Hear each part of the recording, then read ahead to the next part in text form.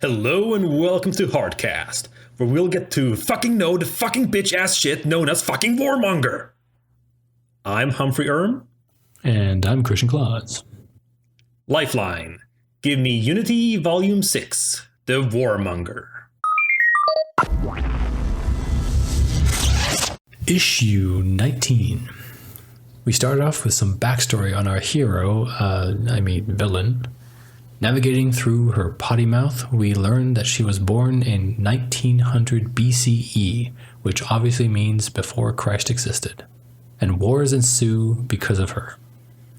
She tells the story of a guy named Quain who killed a dragon in the old days, but we see what actually happened. A vine warrior came to Earth and Quain defeated him by pure luck, taking his sword. Then another dude, a wizard named Blaster, talks about how he became ugly doing experiments. Then a chick named Marinette, who has the weirdest discipline, science. These three decide to hunt down and kill our villain, only to find out she can't be killed. So she literally is captured until her captors die of old age. Talk about playing the long game. It is revealed that she's talking to Ninjak and is planning on taking out Unity one by one. With one kick, she seems to take out Ninjak. Or is this just a cliffhanger? Buy the next issue to find out. Indeed. So, obviously we can wait till the very end to ask about the thoughts on Warmonger, but what do you think of her first appearance here, if you don't ignore previous issue? Well, the previous issue wasn't that much. Yeah, no, of course, we but didn't still, get that much of a... Yeah, I liked her. She seems interesting, especially... Well, it's kind of hard to bring it down to this one issue, is seeing that I already know what she does later and who she is later and stuff like that. True. So, but honestly, I really like her. As a character, I think she's really interesting. I feel like it was a little bit confusing though a couple of times because I think her skin tone kind of changes a lot between the issues and between the artists, which I'm not too happy about. But yeah, I think it was that was the only problem I had with her. I think her backstory is interesting. I think we've had this kind of concept of a character already before a lot. I don't know if it was Marvel or DC or maybe both or something like that, but just this kind of character that just incites violence just by existing. Is there a character? I think I remember there's some character that does that. Well, immediately what I was thinking was Asterix. Yeah, no, I'm not thinking Asterix. Yeah, no, but there was a volume and an album that was exactly this. Really? Yeah, Asterix and the Roman Agent is the English the title. Rome sends over this guy who doesn't matter. He just has to be around people, and suddenly everyone starts hating each other. It's so amusing because he's just this tiny little man. We can put a picture as a link or something.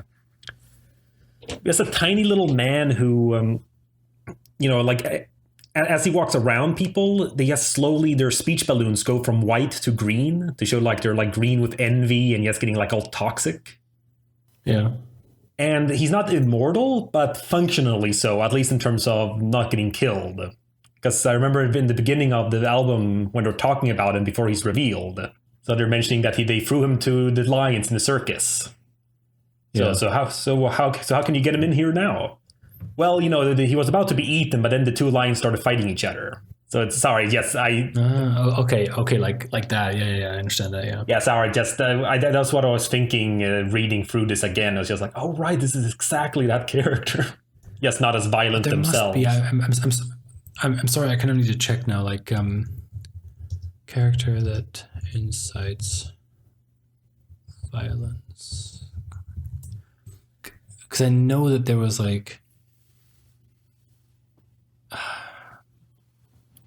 I can't find it. I'm pretty sure I won't be able to find it. But if I find it, I'll put it into the show notes or something like that. Sure. I can't think of anything at all. But, you have people like the Joker who will say they're the agent of chaos. No. But someone who actually just walks around and gets, and just gets people just start beating each other up. What was that? I know that there was something that I remember. Doesn't at all sound familiar to me. I have no idea. It Really? could potentially be what's called like an Asgard character or something. Maybe something like sort of like Enchantress or something like that. Like a magical. Yes. I think it might be an Asgardian. Yeah. That might be it. I think you're getting closer. Yeah. Again, that's just purely from guessing. Yeah. Either way, but I really like this stuff set up here in terms of. I mean, we both like the historical fiction kind of stuff. Oh yeah, definitely. And again, we'll go issue by issue, but this whole volume is just filled with stuff where we're basically, well, at least I'm basically, where's our series of these characters? Yes, exactly. Oh my God. So many times I was like, I want this series. I want a one-shot issue or something, a volume of these characters because, they were so interesting. I don't know about necessarily, I mean, I think on like a surface level area, because it's just really cool, like with that knight. Like I love stuff like that where history has, or like events have become legend. So this spaceship has become a dragon. Yeah. I mean that's fine, but I think generally it's just nice because like it seems to be kind of following a pattern with the people who are in these groups. Like they all seem to have a certain type.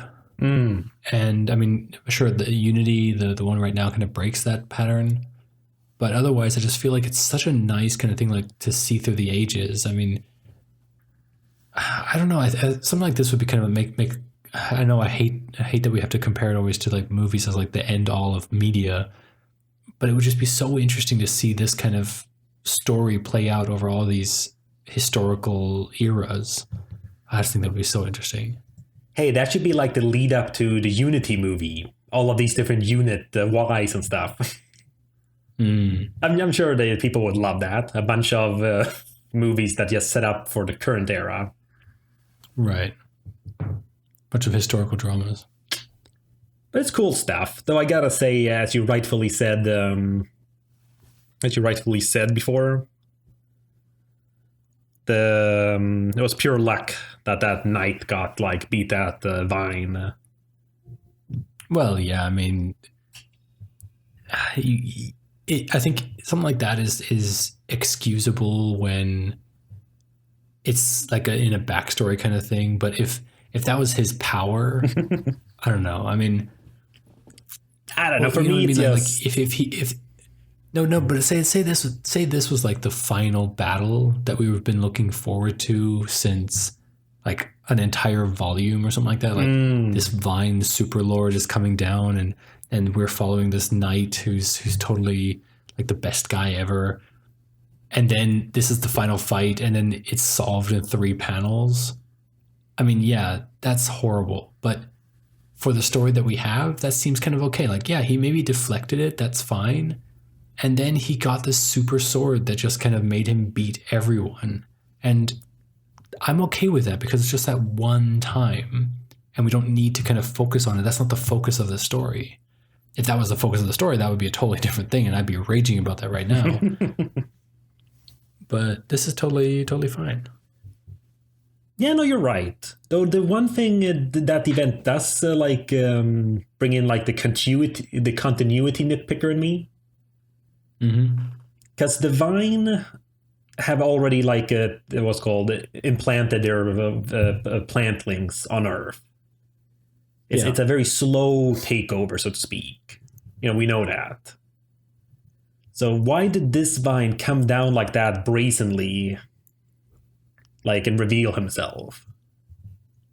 Well, I mean, he obviously crashed. Did he? It was a crash landing. I never got that impression. Look at the ship. I don't know. Just... Okay, the glass. The glass is broken. And it's burning. Now that could just be like, a cool effect. No, it's burning on the inside. So, well, I'm sure, it has a lot of emotions on the inside. But you know what I mean? Like, yeah, I suppose. I think it was just like, for me, he just came around. He was he was taking a look at what is going on with the Earth things and how far their project is, and then something malfunctioned and he fell to Earth. And then he saw, oh shit, I found someone, I need to kill him real quick, or else history will be changed or something. And then he goes ahead and kills himself, and then everything's fine. You know what I mean? Like, yeah, no, but you're right. It is definitely a crash landing. I just didn't get that from. I just kind of like looked at it quickly, I guess. And I don't know. For me, it wasn't very clear. If it was a what? Come on. No. I mean, looking at it now, yes, but not at a glance. Like at a glance, I'm just looking at him. But Humphrey, come on. We both know how bad you are at noticing things. So just like you have to admit, Humphrey, you have to admit at some point, just like I do with the character names and knowing who's who and stuff like that, I'm very bad at that. You just have to admit that about yourself. You do not notice things. So never. For our listeners, we sat for an entire train ride. It was about an hour-long train ride next to an arguing couple, and the couple was shouting at each other. It was me, a Humphrey, and another friend of ours. And that friend of ours and we were looking at each other all awkwardly because we were listening to this conversation. Granted, it wasn't German, and Humphrey doesn't speak that much German, but it was really uncomfortable for everyone in the train because they were shouting. They were like really shouting at each other. We got off the train an hour later, and then the friend and we were talking like, "Oh my god, that couple was horrible, wasn't it?" And then Humphrey's just like, "What couple?" Humphrey was so engrossed. I still don't believe to this day that you did not recognize him. I mean, he was so engrossed in his 3DS. I mean, we were all playing 3DS together. We were playing Mario Party or something like that together. But the friend and we were like, I mean, obviously you can't you notice a couple screaming next to you. But he was just like, nope. I mean, granted, it was across the like alleyway, but still. Yeah, none of my business. Yeah, I still can't believe you don't notice that. But then again, it makes sense that you don't notice stuff like a burning ship behind the Vine superstar there. I blame the artist. It's never your fault, is it, Humphrey? Well, only when I succeed. Exactly. No, but you're absolutely right. My mistake in that sense. But still, even so, I just feel... because obviously it's supposed to be presented as like... what's called like a big kind of scary moment, at least for the night. We've got him at the bottom there, him like looking up. So I think that's what I took out of it, more like, oh, here's an alien, rather than like, oh, he crashed. So I was nitpicking then, as I mentioned, of like, why would he do that if it's a secret invasion? But yeah, you're right, it was a mistake, though. Honestly, this is the kind of stuff I'd love to have again, not like a whole series spin-off out of that event, but I would love to just have some story about that. Or I wish there were more fans of Valiant, so someone would like make a headcanon or a little comic explaining what happened. Just something stupid like he had to swat a fly or something and accidentally like hit the accelerator, or however would those ships work. What? No, he hit the self-destruct button. Because every ship has a self-destruct button. Of course. I just realized, is he touching the sword as well on the next page? Like with his glove? Well, I think it's kind of more like a, kind of like when you're holding a sword, kind of like it's this, you're lightly touching it, kind of like, oh, it's so sharp, and like, it just cut me. That kind of thing, like, you know what I mean? Like he's testing what it is, because that's like a very, I don't know. It seems like a very typical kind of pose that you would do when you're holding something. Like you're holding a new sword, just kind of like, ooh, let me see how sharp it is, kind of thing. It's like when you get a hot plate, you're just like, ooh, let me touch the hot plate to see how hot it is. I mean, it's going to hurt you, but you're just still like, oh, let me touch it. Yeah, no, but it's also like something that he doesn't really have a frame of reference besides that you kind of mentioned like something hot. Well, that's what I mean is like he probably is just like feeling it and being like, what is this? Yeah, no, just kind of based on what we're seeing later. Like it seems to be like a weaker lightsaber because it does go through that rock pretty easily. But it also seems like it does kind of get stuck. So it's not like disintegrating things, but it is like melting through. Well, it's probably like, Superman's heat vision or something like that. Because it seemed to be like this same material. I mean, just from the light kind of looks like the same kind of material that he's shooting out of his arm, the vine guy. So, I suppose. I mean, like, yeah, the light is kind of like very similar color and stuff like that. So maybe it's the same kind of thing. Also, it's very presumptuous to make a sword without a hilt. It's basically like this thing will cut through everything. I don't even need a hilt. So, yeah, no, but that's always the joke with anything like that. A substance that solves everything. So how do you contain it? So, but I gotta say the one thing, because again, I felt the knight was the most interesting of the three. We could like review all the different teams in a sense. Sure. So, because I don't know, as you said, the backstory was simple enough, so we kind of get what his special thing is. He has that sword. That like science. Well, again, he wasn't a scientist, the guy who did chemistry. But I don't know. Yes, you don't really see much. Like he got a bunch of stuff on himself, and now he froze things. Ugly. Yeah, and her too. Like, yeah, because I like the idea when science is used as magic, but I'm not really getting that impression on her. That like, what's the scientific aspect of her powers? Exactly. Like she's suddenly punching someone with a ghost hand.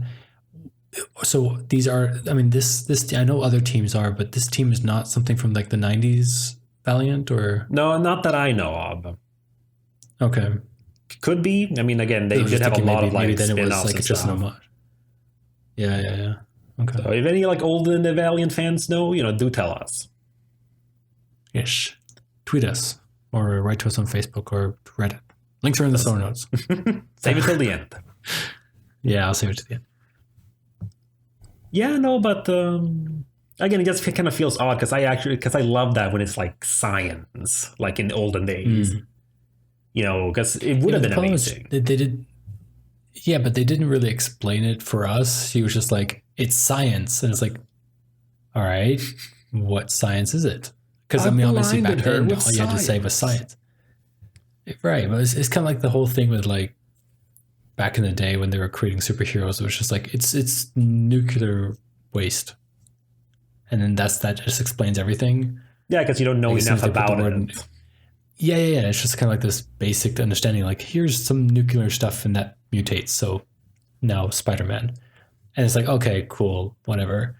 But I feel like, I mean, you see that with the movies now as well. They always have to try to be a little bit more sophisticated about it. They have to kind of push a little bit more of the science knowledge, because I think a lot more people have a more of an understanding of very basic scientific concepts.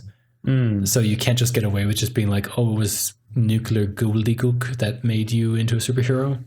So I felt this was very bare minimum of just like, yes, I have science, and to not see it be an actual machine, but actually see it to be like this kind of ghostly apparitions, it kind of makes me feel even more like, well, what is the science behind you? Because now I'm really interested to know what it is. Yeah, but even if it was a science, unless it was some really clever explanation, it's just not what I would expect, as I've said, like with a character who's supposed to be, the science warrior, so to speak.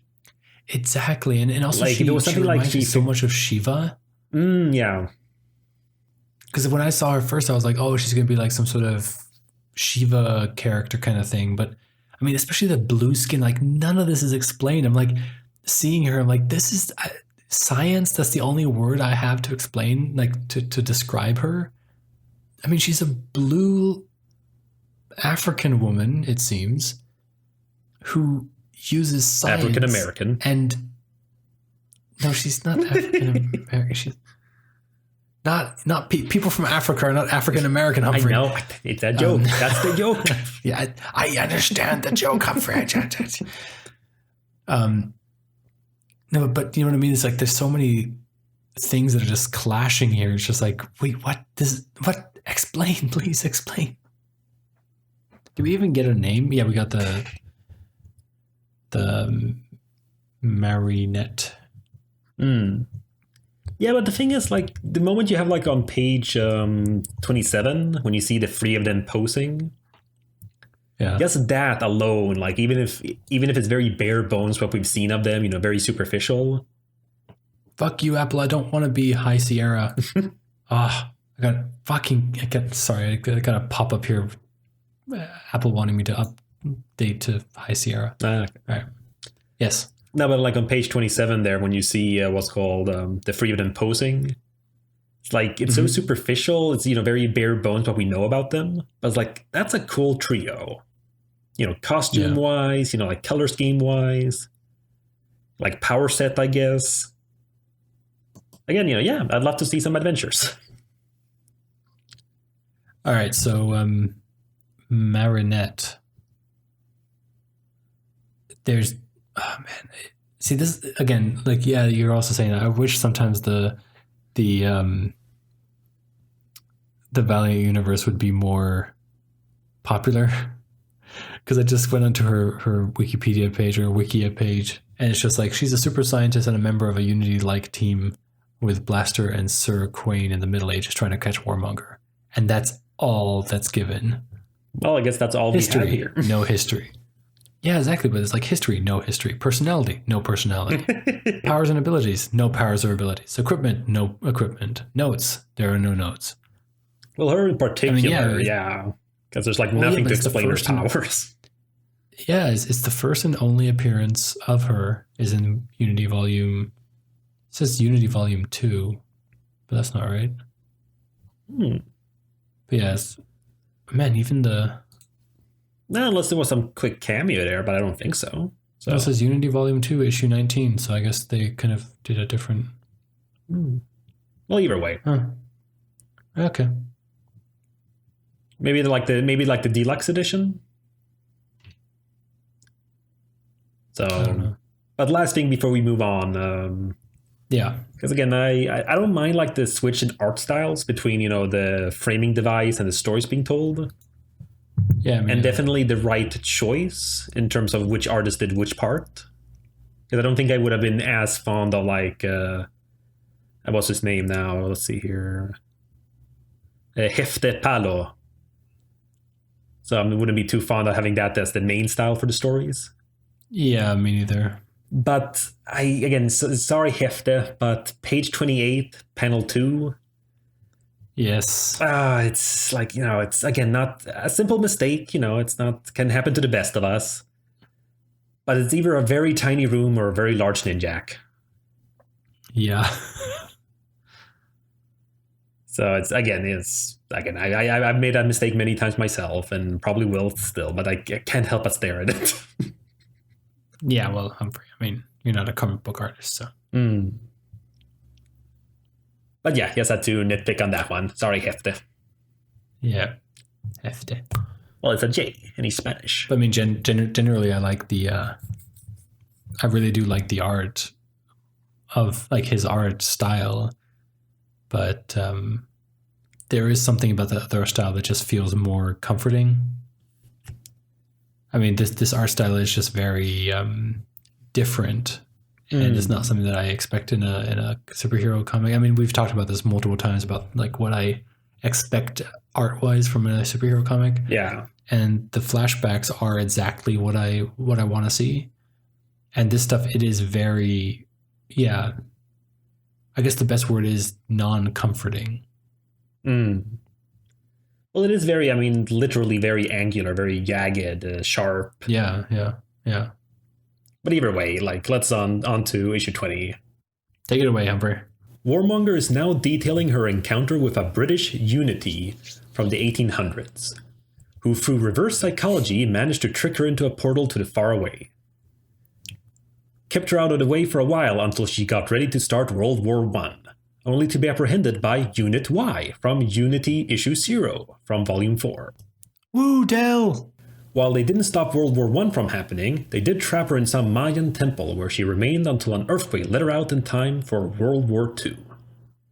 All of this is told to Livewire this time, who gets her ass handed to her along with Ginger, getting decommissioned thanks to using Ninjak's sword. 2-0 for Warmonger.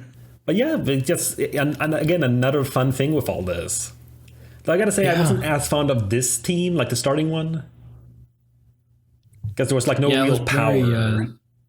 Yeah, it was League of Extraordinary Gentlemen, basically. Yeah, but not quite that extraordinary. The League of Not So Extraordinary Gentlemen and Women. Yeah, it was just like, she was a dope fiend. Like, okay. So he had swords, okay, and he had guns. Like, they really didn't feel like anything. Like, yes, that they were good with them, and that's fine. You don't have to exaggerate or come up with something unique all the time. But I don't know. Yeah. It's even visually not that interesting compared to the previous issue. No, not at all. But then they saved it all with Unit Y. Yes, so good to see them again. Yeah, so good to see Del again. But again, those are great, though, as I was mentioning with the, when you saw them posing in the previous issue. Yeah. Like here, too, is like, yes, this is like, action figures right here. Yeah. So I just wish we really got to see more of Alpha, because it's just everyone else kind of has some connection to the present in some ways. Well, not like Del specifically, but her powers aren't really. Or Breaker. Yeah, Breaker definitely. With like the Valiant. Yeah, but still.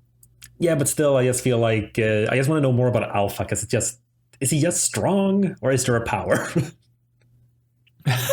Again, I don't mind either way, but I just need to know. He's a Zulu tribesman.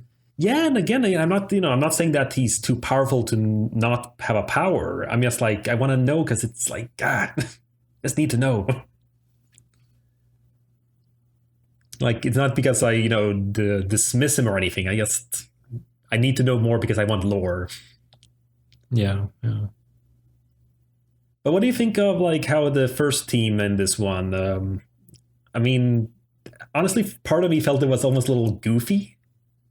Yeah. It's like, it's really just reverse psychology. Yeah. So she better not go in there. No, please don't go in there. Yay, she did it. I'm going in there. Oh, darn, she's gone in there. Oh, man. Yeah, it was just, I don't know what I was feeling while I was reading it. It was just more like, okay, here we go. Okay, this is coming. Okay, now she's jumping in there. I was kind of looking forward to seeing what it was that was in there. Just interesting that it was the dinosaurs. That's pretty cool. And again, one of those things where they're just kind of alluding to stories that I would much rather read. Mm-hmm. Like where it's just like, oh yeah, when the Dino Men came and attacked London. It's like, wait, what? Dino Men attacking London in the 1900s? Like early 1900s? Yes, please. Put that on my list. I want to see that. The Dino Men were actually female. You mean Dino Women? Yeah. Oh, actually... Oh, put a pin in this. Nature finds a way. No, put a pin on this though, because I think there's actually a reference to that specific event later. Oh, really? Like in this issue, or no, not in this issue. Like a few volumes later in some other series. Really, I'm gonna have to put a pin in something for a couple of volumes. Let me have a quick. If I remember too much of me, let me have a quick look here. Let's see.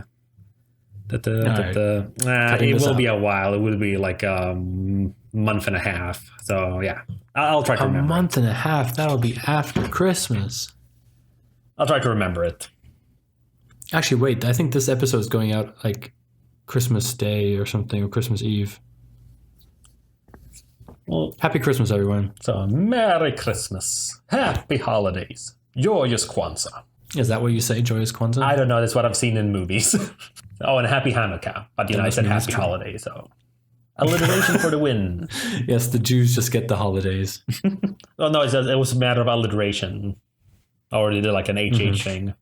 Oh God, sorry. In Germany, you can't say HH because that means something totally different. All right, shall we make our listeners privy to it? What do you know what it is? No. Heil Hitler. Oh, okay. Yeah, well, because I mean that's the thing. Like, you can't actually have a license plate with HH, or I think it was like 88 as well, or something like that, because 8 is the 8. Like, because there's like this symbol thing. It's really weird. Like I was just thinking about it because I was talking to someone about this kind of stuff, and she was mentioning that in Germany you're not allowed to have a license plate with HH or an 88. So or a lot an of SS, people, I guess like neo-Nazis. Yeah, SS as well. Yeah.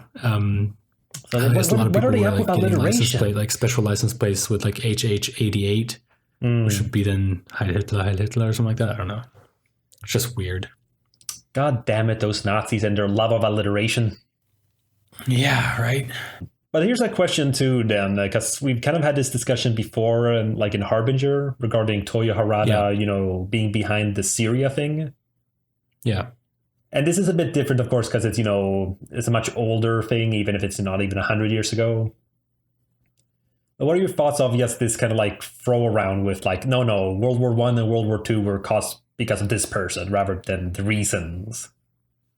Well, I mean, the interesting thing is what they were doing here is they're also saying that, she caused the reason for why the war started. So it's not like she was the one who pulled the trigger that killed Archduke Ferdinand. You know what I mean? So it's like, it's not. that would be a little bit different. Yeah. So she was the one who pushed the guy to kill the guy who started World War I. And that's what I mean is that's fine from like a fiction standpoint, because you're still kind of keeping the credibility of the actual history. Because we don't necessarily know what the background reasons could be. I mean, obviously there were some debates and some bad blood between countries and people and stuff like that caused it. So she was the administrator of the art school. Yeah, exactly. And no, but I mean, like that's the thing. Like everyone was like, here she even says, and World War I didn't need much, just a spark, and they were at it. I mean, that was the whole thing. I mean, people said that during World War I, everyone was ready for a war. Everyone was like giddy for a war, actually, and they were just looking for an excuse.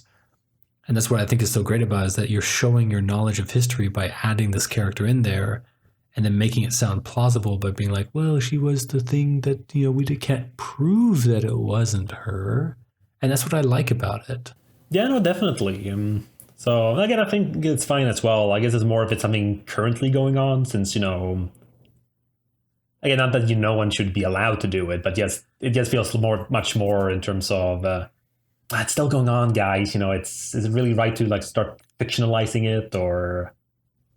Yeah, but then again, they've been fictionalizing the Iraq War ever since they started. I mean, think about the whole like Tony Stark and Iron Man thing, the first Iron Man. He was selling, bombs to the army in the Iraq War that had just started, or just was not just started, but was going on still. You know what I mean? Like that's not the newest thing. I just feel like it's hard to. And like I've mentioned a couple of podcasts before, that while the Valiant universe started off as the world you see outside your window, there's so many things that have happened within the story, that just what we've been following so far, that it cannot be the same world anymore. There are certain things that have happened in this world that would have changed the world completely. It's like that whole butterfly effect thing. If you do this, then the whole world will change. So it can't be, the longer this canon is going, the less and less it's going to be like our world outside our window. So much so that I believe that at some point they're going to have to start changing who is president in some place like this. Because like in the example I gave in the last episode I was talking about, someone like Donald Trump would not have been able to maybe get a lot of the votes if someone like Ginger was around to, I think, wasn't it one of the Unity volumes that we were talking about where Ginger was like cleaning up the water and stuff like that? Yeah. From nuclear weapons. Yeah, the Fukushima. There was that whole coal business. Yeah. So all that kind of stuff where like the coal industry was a huge reason why Trump was elected and all this kind of stuff. And if that was just gone, then maybe there would have been a different thing, or maybe the climate would have been different, like the political climate would have been different. Well, it's clear you haven't been reading the latest issues. Oh, so he is actually in there? Yes. So well, again, Trump is I immune don't. to Trump is immune to continuity. No, but I don't honestly. I don't expect the people who are writing, like the writers of these comics, to sit down together and be like, all right, so according to the rules that we've set in this comic and the rules that, like, the actions that have happened, how are we going to create our world? I doubt that they're doing that. I mean, they're literally just looking out the window and going like, okay, let's take what's going on here and try to explain it in universe, even though the social economic situation might not be the same anymore. I mean, I think about the whole New Mexico thing. Oh yeah. I mean, just like how many more like Mexican immigrants would the U.S. have? Illegal immigrants? Would there be more aid from the U.S.? I mean, this would be an interesting topic to like delve really deep into. I mean, this would be like something that like nerdy nerds would do, like really nerdy people could just look at a comic world and be like, okay, what would the, like, even stuff like what would the stock prices be? Like you can look at that kind of stuff. This is like a game theory kind of thing, like, or comics theory. You look at these kind of things and be like, okay, well, what would the stock exchange look like after a huge attack on New Mexico or Mexico City, not New Mexico? Yeah, exactly. New Mexico City. New Mexico City would then be built. And think about the infrastructure. Okay, I'm going too far with this. Okay, I'm sorry. Let's get back to the comic, why don't we? Sorry. Yeah, but I think that's about it in that sense. I mean, brought up that point there. You know, I mean, we know like the end of the volume. So, but how do you think, actually, you know, reading through here, how do you feel with how these issues are ending with her defeating, all these Unity characters? I feel it was weird. Obviously, in the next issue, we're going to find out why. But I did feel very suspicious. I mean, I even said it in my little introduction there when I was talking about the last issue. I was like, with a single kick, Ninjak was killed or was like defeated or whatever. It just felt so weird because, like, you know, we've seen how badass they were, and that was one of those things, like one of those TV trope things that we were talking about, where superheroes get weaker, you know, to aid the story. Well, yeah, and I thought it was one of those things. Yeah, no, exactly. So, but I don't know. It's one of those times where, again, it's definitely a better read as a volume. Because, again, a month in between these and just getting annoyed in that sense. Like, the fuck? How is she doing this? Yeah.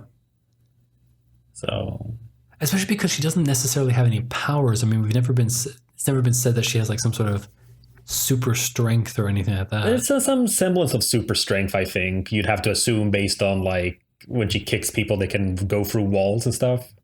Yeah, I guess. And, of course, her immortality. Which just strikes me again. We have another immortal character in Valiant Universe. It's the most common superpower. More people are immortal than people can fly. On to the Cold War. Issue 21. Now, Warmonger is up to her shenanigans in the Cold War era. After poisoning some scientists, she's attacked by an awesome team called the Shademen. But she makes quick work of them, except for the Veil, who kisses her and gives us some nice girl-on-girl action. Or is it maybe a guy? Either way, it's pretty hot, but it's all about poisoning her. We see that it's Gilad's turn to be beaten up, as he sits with his whiskey and no shirt on a boat in the middle of the ocean, and I'm daydreaming again. Warmonger continues her story. The Americans sent her to Vietnam to start something there, and she does start something, and we have a new team coming in. Bloodshot, Wind, and Zeppelin 2.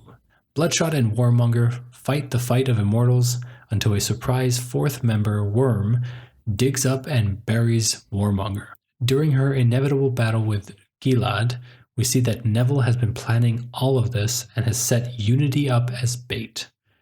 On the other side of the world, Warmonger's beating of the Iranian ambassador has sparked bombings, rioting, and looting.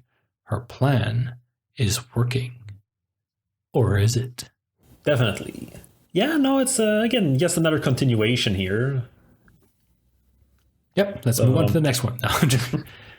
No, it was the same stuff. Right, it's so very Shademan is a 90s one, right? it feels very like the design of their clothes, like their costumes, as well as just in general the way they're presented, feels like it should be. But I can't like confirm. What? Again, I haven't read everything. There's so much that I haven't read. I've just read all of Archer and Armstrong and Harbinger. You haven't read everything? Yes. Again, the only thing I've read entirely is Archer and Armstrong and Harbinger. And I'm still behind on Rye of the original. So I have all of them, though.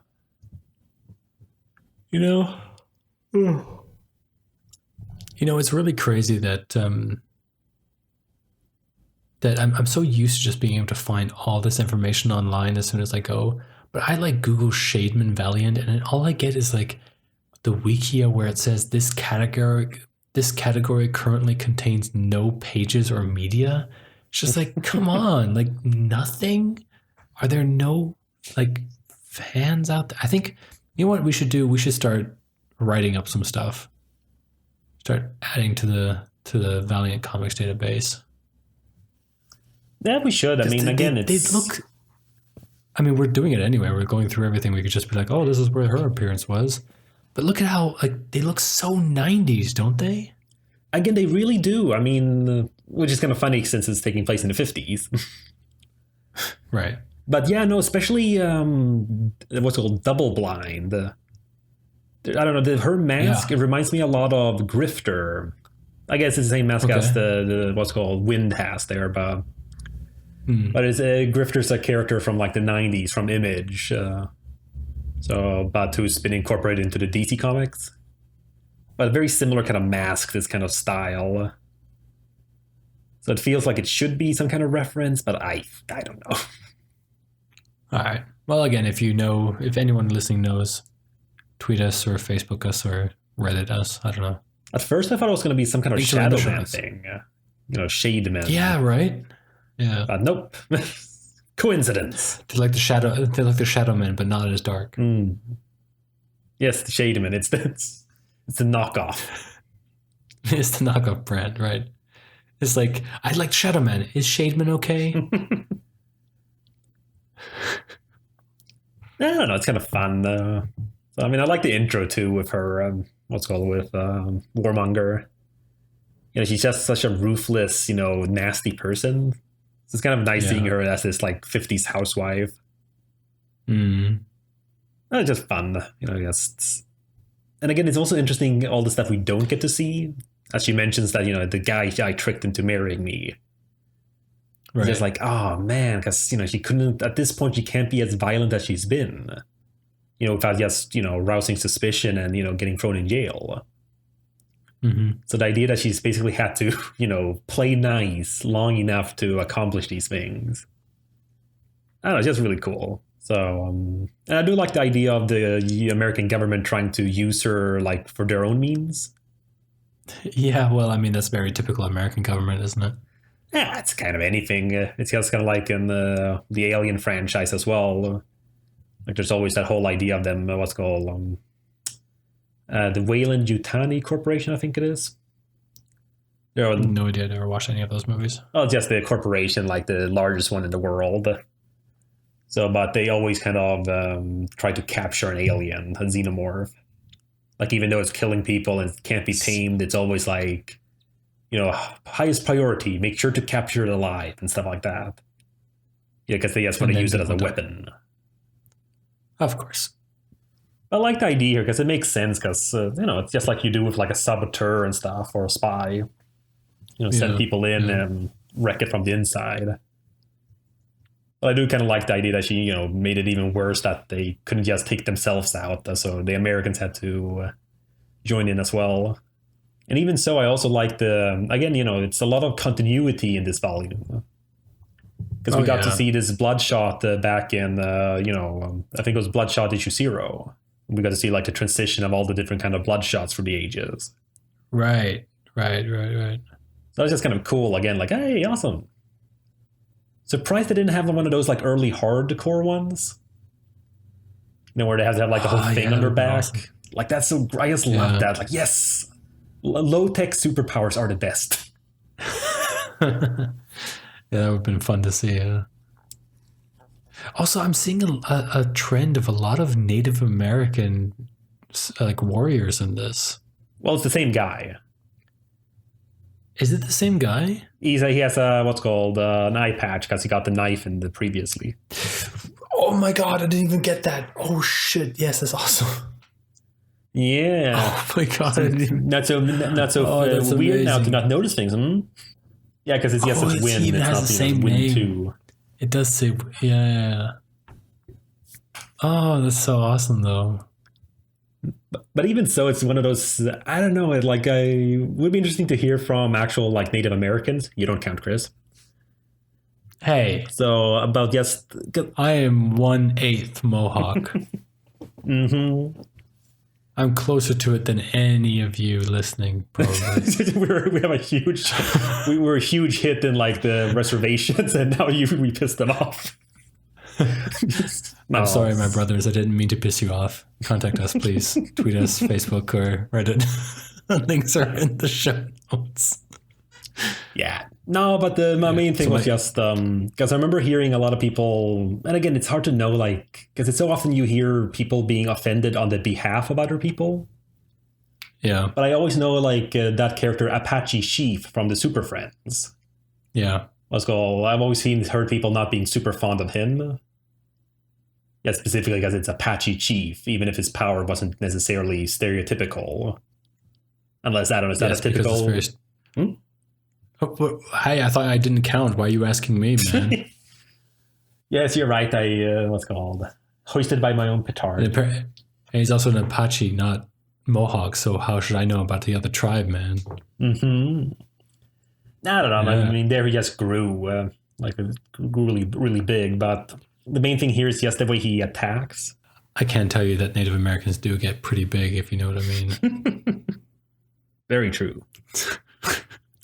No, but just the stuff like this, because this is the impression I've gotten that this is just very stereotypical kind of lines. I have the strength of the bear, the wisdom of the trees, and the reflexes of the wolf. Yeah. And then it's always unclear for me regarding things like that, because... You always kind of hear that you want to have like this kind of celebrating the culture, so to speak. Yeah. But then also not being bound by it, so to speak. Again, I'm very curious about I'd love to read more of this one character. There was a beautiful thread many months ago on CO where people were sharing like diverse like comic book heroes that like already existed. Yeah. And it was this one Marvel character called American Eagle. And again, I don't know what tribe specifically he's supposed to be from, but a Native American, like a biker, basically. And it's such a simple costume, like just having the biker helmet, like, immediately looked cool. Was it Marvel or DC? Marvel. So someone shares some pages from like some Civil War, like the original Civil War. Oh yeah, I'm looking at him right now. Yeah, some kind of tie-in there. Like, I think he beats up Bullseye from, like, Daredevil. Yeah. But just, he looked cool. Like, there was not, it wasn't really anything about, he had, like, Native American powers. It just... Oh, it looks like he's Navajo. Okay. So... Yeah, he's a member of the Navajo Nation. So, Arizona. Oh, but speaking of him, though, this is just one of those things where I just can't help but feel a little... Again, it's just the nature of comics. But page 90 to 91 is wind really as light as wind?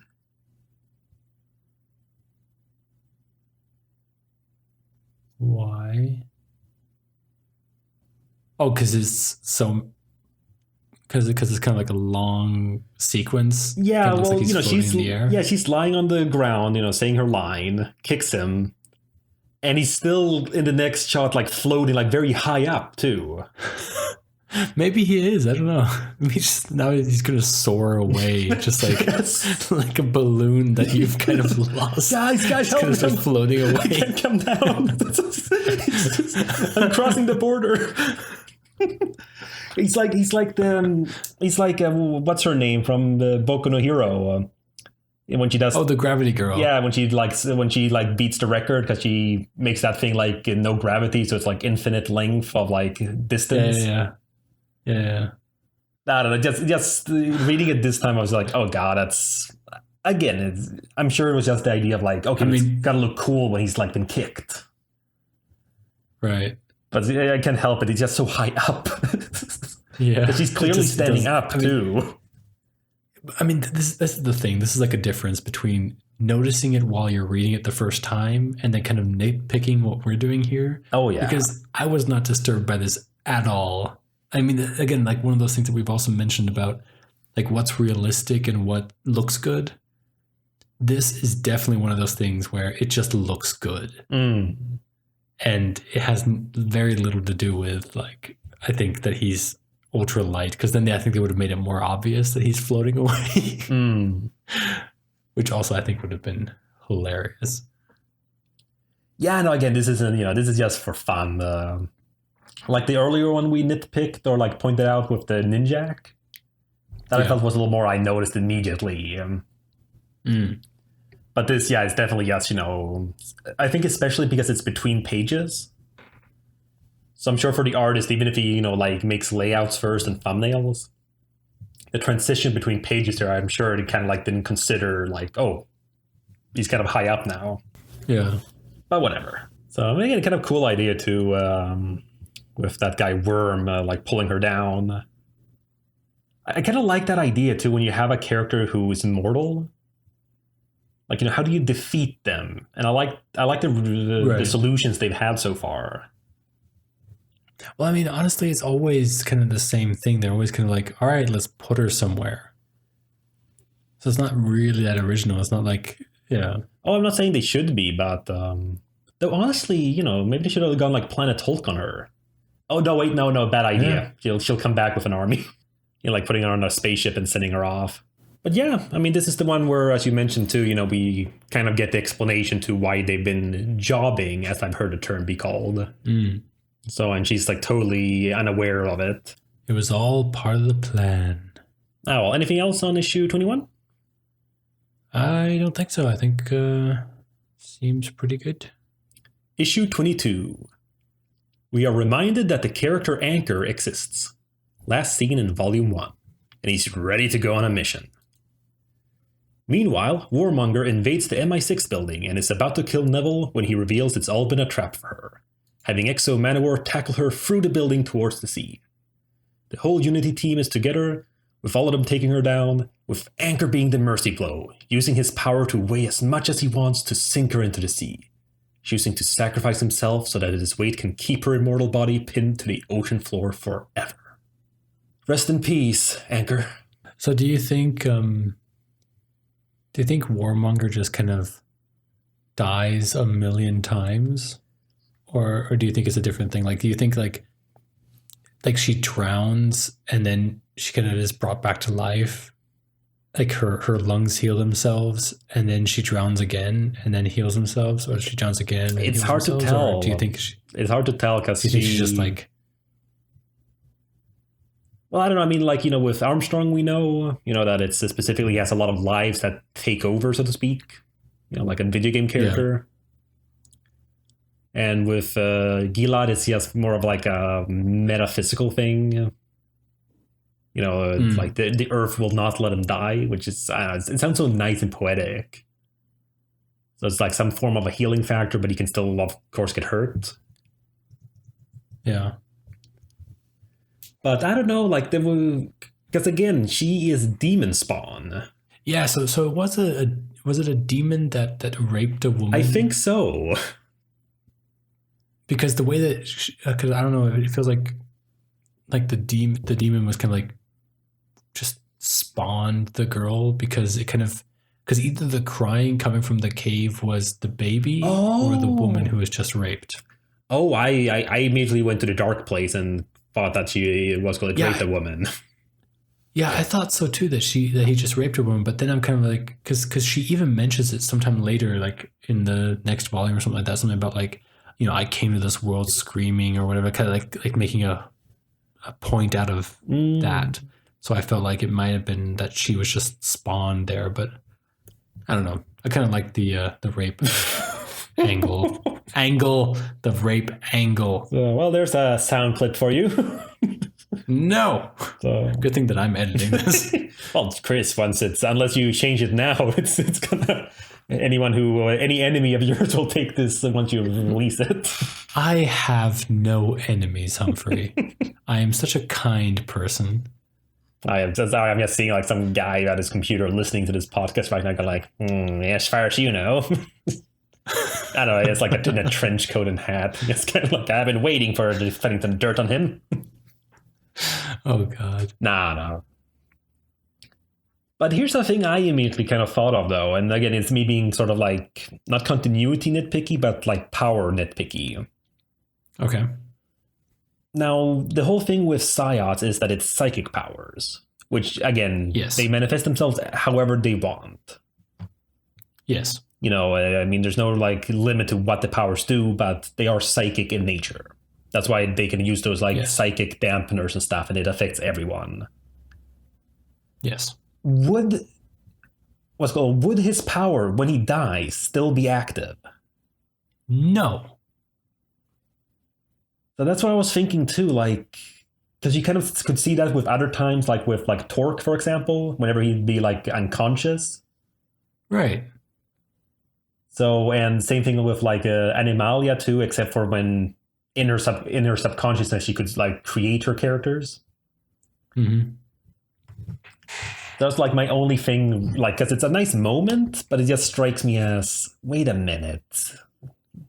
But that's what I mean. I think it would have been kind of a nice little bittersweet moment, because wouldn't it be so bittersweet to see how once he's dead, his body starts floating off of her, and then we kind of, because then wouldn't that be such an amazing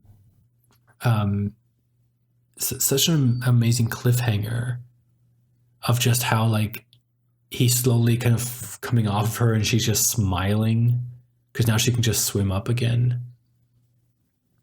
And then now Anchor was kind of like died for nothing because he didn't think it through. And I feel like that would be so valiant. You know what I mean? Like that's something that they would totally do. I could have worked, but it's just, I don't know. Also, I just want to mention, you really know you're getting old when characters in a comic book are younger than you.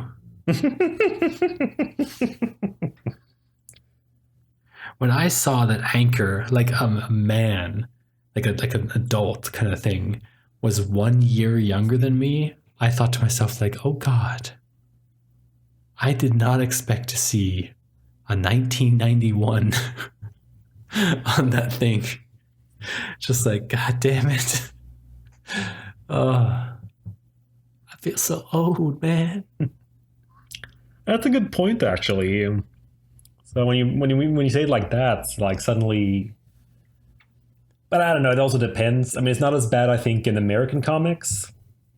But, you know, never feel weird about your age when reading like manga.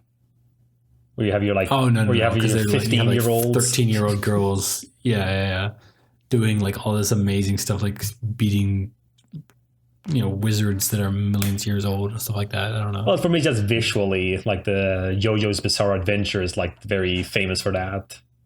Yeah, I watched like one episode and that was it for me. Yeah, but you've probably seen images of that one guy in like the Japanese high school delinquent suit. Well, not suit. No. Okay, well, he's 15 years old and he's like as big as a house. He's as big as his grandfather. And it's just that amusing. Doesn't say anything. I mean, yeah. No, it's always been like that. I mean, I remember when I found out how old Jesse and James in Pokemon were. Yeah, aren't they also like 15, 16 or something? 15. Yeah. So they're also kids, so basically. Ridiculous. Yeah. Like, I always thought they were at least, like, you know, early 20s or, you know, at least 18. Right. But whatever. It's all in the art style and stuff. But yeah, I don't know. I thought it was kind of fun having Anchor make a reappearance. I mean, again, I haven't thought about him until now. But that's the thing. That's what I love about stories like I this. had no idea he was even shown. Oh, yeah, because again, he was, he wasn't in that battle, and he fought the Ninjak. That was the only thing. Well, dude, remember, I do not remember people. I do not remember characters. I do not remember names. Well, you should definitely not be an editor on Valiant, at the very least, then. Hey, if it was my job, I would do something else. We are not being paid for this. We're just two friends talking about comics. Not yet, we're not. Ourselves and putting it online. Well, we'll see about that. So, but yeah, no, of course, it's just, but again, that's part of the fun with a shared universe. So especially when in this case, it's still like his same character, so to speak. It's Matt Kindt who's been writing Unity from the start. Yeah. But it's just nice when it's something like, yeah, they don't just disappear. It's like the complaint I've had in I mentioned to you with Dragon Ball. How like all the characters from Dragon Ball are like almost irrelevant. I mean, besides, Goku and Bulma and Roshi, I guess. Mm-hmm. But after that, like, nope, Yamcha is just a joke. Oolong the pig and Pool the cat, nope, they have no purpose. Yeah, they're just sitting there, and occasionally they'll have some sort of like jokes or like offhanded things that they come in to do, but yeah, not much. Which is funny because they were like OG, first volume, all of them. Oh yeah. Yeah. So it's just kind of like, I mean, again, and I get it, with the turn the series took, of course, they don't really have much relevance. But still, it's just kind of like, again, if everyone could be like Full Metal Alchemist, if everyone can just take Full Metal Alchemist and have that as their gold standard in terms of how to make a story. Because good lord, she never wasted a single character writing that series. So perfect. Sorry, it's just that series was amazing. So there's a reason it was voted the best manga / anime of all time at one point. Okay. Yeah, I can't remember the year, but whatever. But here's another question then. Well, not really a question, but what are your thoughts on the whole idea of her limit? The fact that she can't actually kill herself. Like, not herself, but kill people herself. Right. Her limit to kill herself. Yeah, I think it's kind of interesting. I mean, the fact that it's kind of a nice little dramatic irony that she can get other people to kill themselves, but she can't kill them herself. I kind of like that idea. Like even with because I thought it was also kind of weird. Like the decision was really weird that in the first issue, when she beat the barbarian, like when she was 8 years old, when she was beating that barbarian to death, I was like, oh, he's dead. But then the next page or next couple of pages, they made a point of saying that he was still alive. Like someone had to wipe his ass for him for the rest of his life. I mean, that was pretty much a quote. So he was just completely paralyzed or just whatever it was. And it made sense to me then later when they explained that she can't kill people. And I think that's a nice, it's a very interesting kind of power to have, or like a limitation to have, because again, her whole thing is just so that other people kill themselves or kill each other. And then when I mean, as cheesy as it was with that whole thing about you can't make us hate each other more than we already do. That was so cheesy. Oh yeah. And just like, dude, no, you don't. I mean, I never thought that Unity hated each other. Like, I don't think they hate each other. They have a mutual respect like you have to people in your workplace. You can talk to them, but you don't ask them out for a beer after work. But I like that idea that her powers don't work on them because there's no they can control themselves. They hate each other so much that they won't kill each other. I don't know. I don't get it. But I like that idea that she can't kill people herself. So she is, in some sense, not a threat. I mean, sure, you mean I wouldn't go, 10 rounds with her in a boxing ring because I would probably get hurt a lot, but I wouldn't die. You won't be able to wipe your ass. That's okay. Well, then there's the question there, though. If she launches nukes... No, again, it doesn't matter for the story, but it's one of those questions that comes up in terms of, like, at what point is it beyond her, instinct or, like, her control? Like, if she, launches the nukes, like, presses the button or however it works, will that explode things, but everyone will survive, just be, irradiated and hurt? And how long past that will they die on their own, which isn't her fault? You know what I mean? Yeah, but wasn't that also a discussion that they had in the issue here about, like, they aren't sure if it's psychological or if it's like an actual, like, magic thing or if it's actually just a psychological thing. Yeah. So whether the limitation is mystical or psychological. Right. So depending on that will then kind of determine that. But I mean that's easy enough to fix. You just, like, either she won't be able to press the button, like if it's a psychological thing, she'll be, like, hovering above the button and won't be able to push it, like psychologically. Or then she does push it if it's a magic thing and she pushes it or a mystical thing. She pushes it and then in the sky it kind of malfunctions or whatever and lands into the ocean or something like that. You know what I mean? So, I mean, that's easy enough to just, get out of the way. So, yeah, no, definitely. I mean, again, and that's part of the fun I feel with, superhero characters. Because it's always fun just to, like, pick powers apart. I mean, again, as much as I know people dislike the Big Bang Theory, but I do love that one episode where the girls are discussing Force Hammer. Oh, yeah. Because, again, that's exactly the kind of discussion you get there. Because, you put this rule in place. Only he who is worthy may lift the Mjolnir.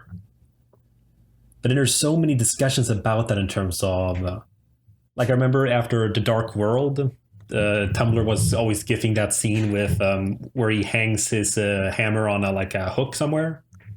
Right. Yeah. On this clothes hanger. And all of this discussion about it, like, in terms of, so the hanger is worthy. Mm-hmm. But again, it's just like, it's not clear. It's very vague, and purposefully so, probably. Because it's not like it's constantly pressing down in terms of, like a weight. You know what I mean? Like, I think that's why he could, like, put it on top of, I think it was Loki in the first movie. Put it on top of his chest. And it wouldn't, like, crush him in the sense of, like, just, through all of him. Right. Rather, it's like he can't move it, so it's just on top of him. Like, it would be more if, like, someone had, like, their foot just on top of him, and no matter how much he pushes upwards, he just can't move. But anyways, that's what I mean, that kind of discussion, and that's the same thing here where we brought up with Anchor's power, and then her as well. Right. It's just fun. I love discussing stuff like that. Well, again, it's one of those things where I think I'm not as nerdy as you, like, where you think, like, this would be such an amazing discussion to have, and I would feel like, it would be fun to have it for, like, 5 minutes, and then at some point I would realize how ridiculous it actually is that we're discussing this, and then just get annoyed at you for constantly bringing up new points, even though, like, because you know what I mean, like, there's no end to that discussion. It just keeps on going and going and going. Well, you're right. I mean, what do I want? Do I want Matt Kint to apologize or retcon it or explain it? Exactly. And that's what I love about this podcast, is that we can kind of get it out in, like, an hour or an hour and 15 minutes, as it seems like this episode is going to be. But you know what I mean? Like you can just kind of get it out and kind of have a time limit, because sometimes you do get very annoying with how deep you go into certain things that literally mean nothing. Like, I don't think you and I have ever had a proper discussion about, like, You know what I mean? Like finances or things that matter in life. You know what I mean? Like the boring, stupid adult shit that we should be doing. You know what I mean? And I don't know. I feel like, you know, we talk way more about comics, which is fun, of course, and superhero stuff. But yeah, I feel like at some point for me as well, I can take a step back and be like, this is ridiculous that we're talking about this. What's the point? But yeah, Mjolnir and these psyop powers working after you die. I feel like psyop powers should not work after you die. You know, period. Like, because it's a psychotic, it's a psychological connection. It doesn't work. And the thing that I brought up about Warmonger's power, if she just drowns multiple times, that's just a thing that interests me in the fact of like, how would that be? You know what I mean? Like think about drowning again and again and again and again. And it's not even like it would take her weeks to drown. She drowns multiple times a day. Multiple times an hour. Well, here's the thing though with that. I don't think it's so much that she's drowning several times. I think she's just in a constant state of drowning. But it never actually... God, that might be worse. Well, yeah, you know, it never actually goes to the point. Like, did you ever watch much of Agin on Netflix? I got to a certain point, but then I kind of stopped. But I remember the concept there where, like, you know, you can get hurt if you're a demi-human. You know, like, you can get your arm torn off and sick. But once you die, you reset yourself to, like, this new, like, default form. Right. And that's the thing, like, if this was, like, a demi-human, like in that anime, you know, she would constantly, like, you know, she'd drown, like, reset herself alive, then drown, reset herself, and, you know, I mean... Yeah. But it's more about, rather than having that moment of where, I guess, her lungs would expel the water, it would still constantly just be at that point, like, this... Like, I guess if you consider, like, someone, like, muffling someone with their pillow, you know, like, coming into, like, bedroom and just, like, you know, strangling them with the pillow. Basically, you never get that moment where they stop struggling. Yeah, but wouldn't that just be... I mean, I'm just kind of thinking, like, because getting smothered by a pillow, I mean, the only fear of being smothered like that is because you know you're you're not getting any air. But if you don't need air to breathe, then, you know, why are you scared? I mean, I guess it might hurt, right? I mean, drowning might hurt. Maybe your lungs are breaking. But then, honestly, why didn't Exo Manowar just propel her into space? Well, that's what I was joking about before about that. You know, you don't want to have a Planet Hulk scenario. Right. Because then she'll land on a planet and she'll come back with an army. Yeah, maybe. So, which honestly would have been cool. I mean, I was just... Yeah. I mean, I was just thinking that when Manowar, when Eric kind of started like pushing her up into the sky, I thought that's what they were doing. They were just going to push her into space and just have her kind of orbit the Earth. Because, I mean, she could stay up there forever and not die and just orbit the Earth.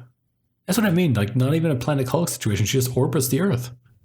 You could put her into the lower atmosphere or upper atmosphere or whatever you have to put it into orbit. Yeah, but she'd eventually break out, I guess. Yeah, well, I guess. Like, that's the thing with which I always love about, like, immortal characters. You know, they can kind of, like, outweight everyone. Yeah, at some point, the new Tokyo or new Japan is going to be built, and she just lands on that accidentally at some point, just crashes against a pillar or something. No, exactly. Or just things like, you know, rusting through. Yeah. Like, that would be a really cool Eternal Warrior scene where we see him, like, locked up in a dungeon in some time period, and then we can just tell, like, from like it'll just say, like, you know, years later, and then you see he can finally like pull free from the chains because they've rusted. Hey, you know my man, Eternal Warrior can break any chains, no matter how sturdy. Well, let's just say he couldn't this time, because I just want that scene. All right. Well, I mean, they did kind of mention that in this issue or in this volume, with the medieval Unity. That she also just basically died. She just basically waited until the others died until she was free again. Yeah, again, and what is time to an immortal person? Yeah, and for them, they basically get to die thinking that that she never got out. Ha! Fools! Yeah, well, they get to assuming, they can't look down from heaven or whatever. Whatever is the correct term here. Besides the dead side. Oh, yeah, actually, that's the last thing I'd have to want to bring up. I really think that would be the coolest idea for Valiant. Remember we brought that up like way past, like long ago, probably during a Shadow Man issue, about how they could kind of have their cake and eat it too, in terms of where dead is dead. Yeah. If they could have a Shadow Man team of characters who have died in the living world. So you'd have Flamingo and now Anchor joined. It'd just be an interesting kind of team setup because you'd get this very weird mix based on all the different series. Again, it's this very vague, log line kind of thing there, but yeah, I don't know, it really is having your cake and eating it too, because they're dead. You have to make sure they can never come back, but they get to have their own adventures. The Adventures of the Dead Side, Volume 1. Deadsiders. Oh, God, that would be it. Call it the Deadsiders. So Valiant, cancel that new Ninjak, what's called series. We got your idea right here. No, the Ninjak series was doing really well. It's gone to second printing. Well, I hope that's the good kind of second printing. What's the bad kind of second printing? Well, the bad kind is where you artificially make it a second printing by having a very little amount to sell to in the first place. Maybe they did that. I don't know. Again, no offense, Valiant or anything. It's just, the American comic book market isn't very healthy. Don't tell them that. They're going to stop making comics, and these comics are really good.